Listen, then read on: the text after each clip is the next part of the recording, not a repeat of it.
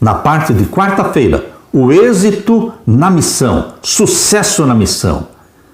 O que é sucesso na missão? Podemos ser tentados a pensar que são muitos batismos, igrejas grandes e ritmo rápido de crescimento. Muitos entendem sucesso na missão como sendo isso aí. Muitos batismos, igrejas grandes e crescimento. Podemos sentir que o sucesso consiste em entrar com a verdade em cada tribo e grupo de pessoas na Terra e que podemos acelerar esse processo usando o rádio, a internet, a TV. Embora tudo isso seja verdade, devemos lembrar que Paulo escreveu à comunidade de fé em Corinto dizendo: eu plantei, Apolo regou, mas o crescimento veio de Deus. 1 Coríntios 3,6. É Deus quem dá o crescimento. Nossa missão é plantar. Outro vem e rega a semente que você plantou, mas quem vai dar o crescimento é Deus. Queridos, este povo que estará anunciando a verdade presente, que tipo de pessoas elas são? Como vivem? Veja na segunda carta de Paulo aos Coríntios. Segunda carta de Paulo aos Coríntios, capítulo 11 e o verso 2. Abra sua Bíblia, segunda carta de Paulo aos Coríntios, capítulo 11 e o verso 2. Leia comigo. Que tipo de pessoas são estas que vão pregar a verdade presente? Leia comigo. 2 Coríntios 11, 2.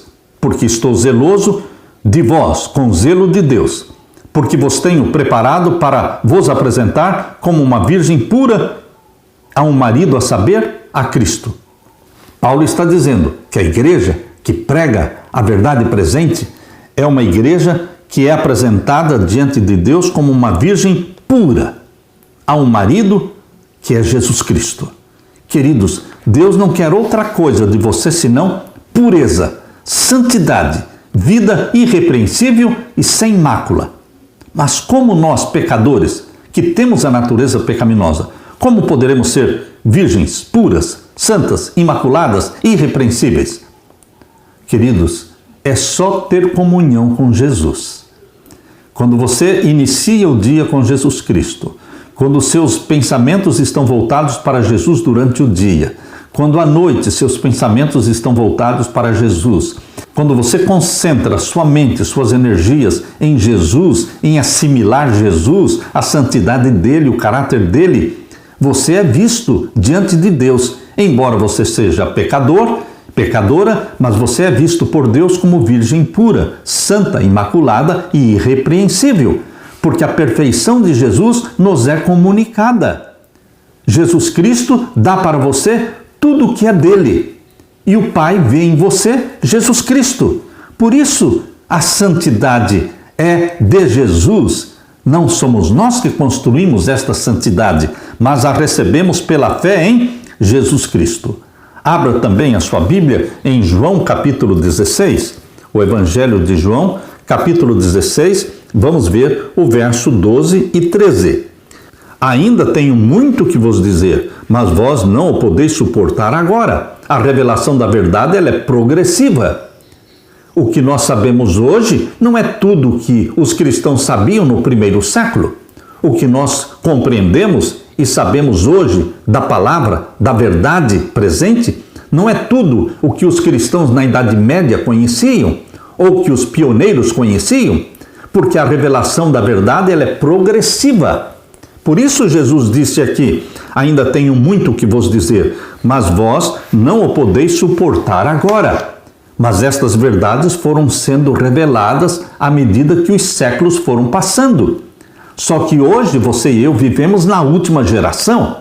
Nós precisamos pregar as verdades que hoje estamos entendendo melhor do que os cristãos, nossos irmãos do passado, não porque somos melhores do que eles, mas porque estamos vivendo na última geração. Toda profecia precisa ser entendida agora nesta geração. Porque depois que Jesus Cristo voltar e levar a sua igreja para o céu, não vamos precisar mais entender a profecia. Por quê? Não teremos mais nada para pregar. Nós precisamos pregar agora. A profecia é a revelação dos planos de Deus agora para o tempo do fim, que antecede a segunda vinda de Jesus.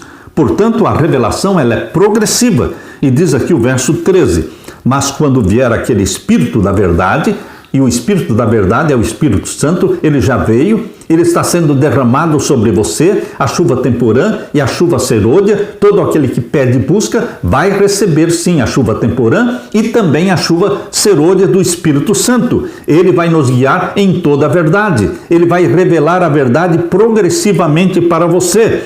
Quando vier aquele Espírito da verdade, ele vos guiará em toda a verdade, porque não falará de si mesmo, mas dirá tudo o que tiver ouvido e vos anunciará o que há de vir. Ele me glorificará, disse Jesus. O Espírito Santo glorifica Jesus, porque há de receber do que é meu e vou-lo há de anunciar. Meu querido irmão, aqueles que vão pregar a verdade presente não são somente virgens puras, irrepreensíveis e santas e imaculadas, mas também são batizados pelo Espírito Santo. O Espírito Santo nos batiza, o Espírito Santo nos revela a verdade de forma progressiva. E agora leia também a primeira carta de João, capítulo 1. A primeira carta de João, o capítulo 1, vamos ver o verso 8. Você pode ler comigo. 1 João 1,8. Se dissermos que não temos pecado, enganamo-nos a nós mesmos e não a verdade em nós.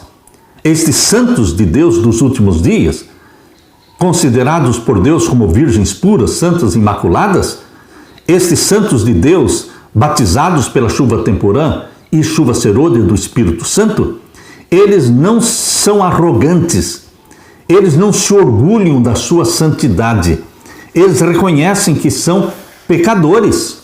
Nós precisamos reconhecer que nós somos pecadores. Embora não estejamos vivendo em pecados conhecidos, pecados conscientes, mas nós temos uma natureza pecaminosa. Porque somente quando Jesus voltar é que o nosso corpo mortal, pecaminoso, será revestido da imortalidade de um corpo glorificado. Então, queridos, o capítulo 1 da primeira carta de João, verso 8, diz: se dissermos que não temos pecado, ou seja, que não somos pecadores, enganamo-nos a nós mesmos e não há verdade em nós. Nós não cremos na carne santa.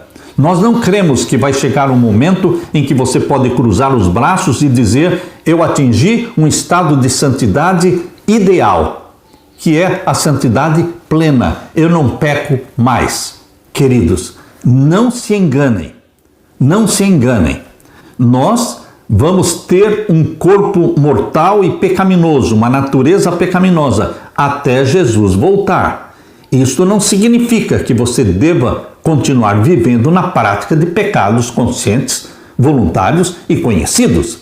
Você decide deixar de pecar. E quando você pecar, o apóstolo João está dizendo aqui, na sua primeira carta, capítulo 2, verso 1, o plano de Deus é que você não peque. Mas, quando você pecar, temos um advogado junto ao Pai, Jesus Cristo, o justo. Portanto, meu querido irmão, quando nós colocamos como meta não continuar na prática de pecados conscientes, você, aos olhos de Deus, está justificado e você é visto como uma virgem pura, irrepreensível e com vida imaculada.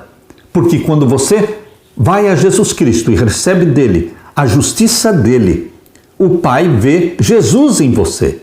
E você é considerado por Deus, o Pai, como se nunca tivesse pecado. O Pai olha para você como se você nunca tivesse pecado.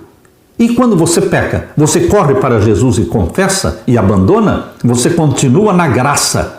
O Pai continua olhando para você como se você nunca tivesse pecado. Agora, se dizemos que não somos pecadores, mentimos, porque somos pecadores. Aqui diz na primeira carta de João, capítulo 1, verso 9: se confessarmos os nossos pecados, Ele, Jesus, é fiel e justo para nos perdoar os pecados e nos purificar de toda injustiça. Queridos, em Apocalipse capítulo 7, verso 14, Apocalipse capítulo 7 e o verso 14 descreve o povo de Deus agora no tempo do fim. Leia comigo, Apocalipse 7, 14. E eu disse-lhe: Senhor, tu sabes. E ele me disse: Estes são os que vieram da grande tribulação. Você e eu vamos passar pela grande tribulação. E lavaram seus vestidos e os branquearam no sangue do Cordeiro. Queridos, ir a Jesus Cristo, confessar os pecados, pedir que Ele nos lave com o seu sangue. Isso é o que está sendo dito aqui dos salvos, dos remanescentes de Deus. Eles foram lavados pelo sangue do Cordeiro. Deus não vai cobrar de você os pecados por ignorância ou os pecados inconscientes, mas o que atrapalha o cristão e bloqueia a salvação é quando ele decide continuar na prática dos pecados conscientes. Aquilo que o Espírito Santo já convenceu você de que é pecado precisa ser confessado, abandonado, romper com os pecados e buscar, sim, o batismo do Espírito Santo. Meu querido irmão, o que significa ser uma virgem pura para Cristo? Conforme diz 2 Coríntios 11:2, é viver uma vida aos pés de Jesus Cristo, recebendo de Jesus a justiça comunicada diariamente aos salvos pela comunhão. O Espírito Santo vai derramando a justiça de Cristo sobre você, implantando em você a mente de Jesus. Aleluia!